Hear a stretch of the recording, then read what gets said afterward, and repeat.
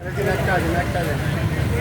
मैं दावा दूंगा मखदूम रोड के सदर जनाब नईम अख्तर साहब।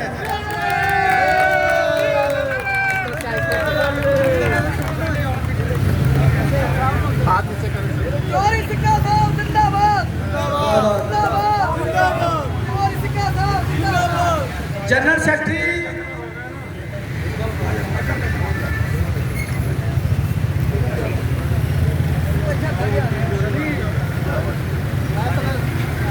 सामने देखो भाई, सामने थोड़ा। हाँ, मैं जनाब सईद साहब को कहूँगा कि वो नायब सदर शाहिद साहब को,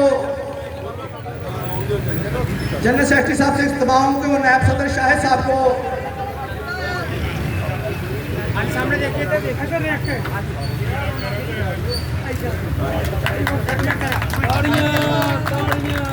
हाँ, मैं जनाब ओला साहब जनरल सेक्रेटरी मखदूम रोड, उनको दावत दूंगा कि वो स्टेज पर आए।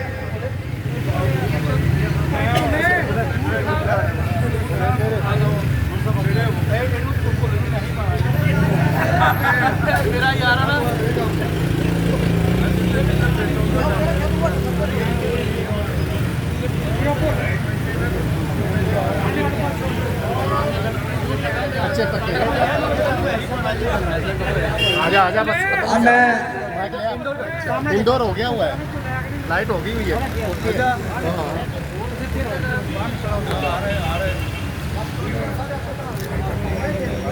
बाहर आइए जरा।